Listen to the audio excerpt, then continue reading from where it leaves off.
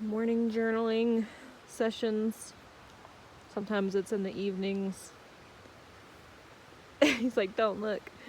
And sometimes it's in the mornings. Lately it's been in the mornings, but kind of writing about our day yesterday. Sometimes in the evenings I'm too tired to write. But yeah, we've been kind of writing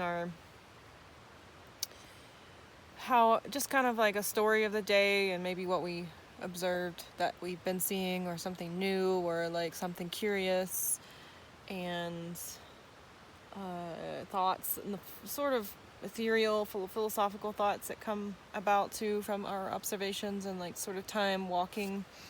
And yeah, we kind of talk with each other too about things like, oh, what was this thing that we saw? Or, oh, do you remember this thing? Let's write down that. And it's a nice routine we've had. And I'm filling up this journal pretty fast, I think. And Gabe's writing probably twice as much as me.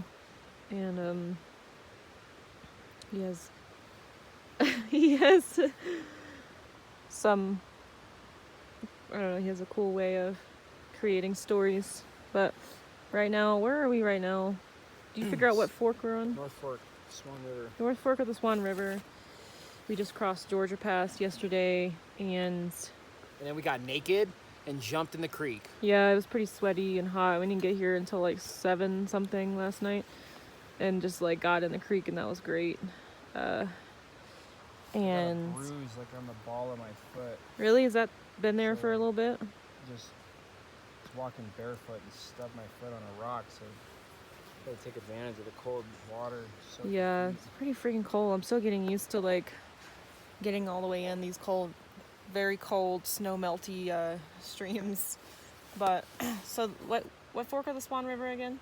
North Fork of the Swan River, which is, we're probably like 15 miles from Breckenridge, which is the first. As the crow flies, we're really just like, I know we could hitch up on a road and get there really quick, but which is kind of our first actual resupply town.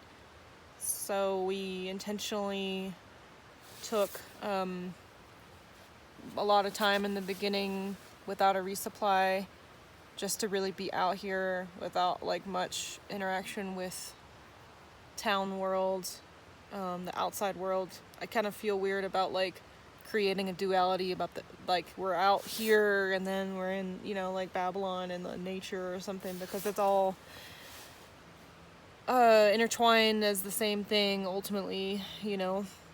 Out here there's plenty of remnants from mining and logging and trash and funny like Babylon things, and then there's plenty of what we so-called nature. So I don't like to create that dichotomy, but we've been staying out on the land longer without a resupply. We had a cache buried that we dug up, so we did go to one gas station type place, which is kind of last minute thing. But so Breckenridge will be our first town, and we'll get to look up some plants we've been wondering about and compile some lists more fully, and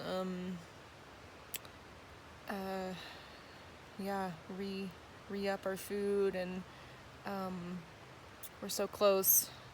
We could hike all of it today, but we might not. I don't know, depending on how we feel. Like, we're definitely allowing ourselves to go slow if we need to, and not putting a lot of pressure on ourselves to like rush through, which has been really helpful for like really seeing things.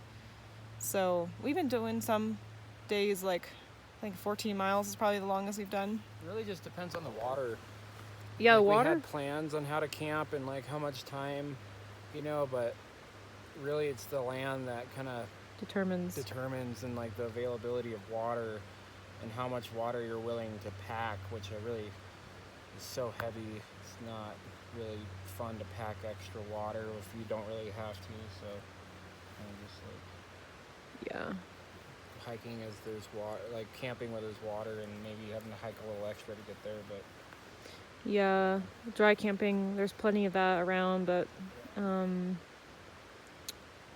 it's just in it's just like out here it's important to be close enough to water because some of the seasonal streams are dried up.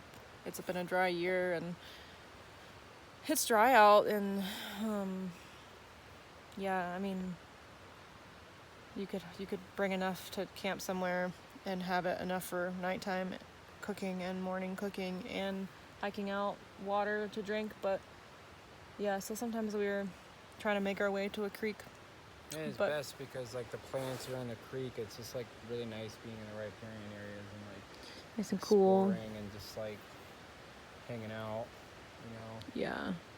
There's these little micro ecologies in the creeks that every time we get to a new creek, they're like sharing things from the creek before, but then there's new things.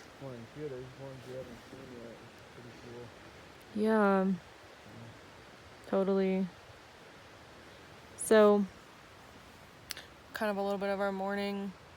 Sometimes we get up early and go, and sometimes we're writing for a little bit while we have our morning tea or coffee.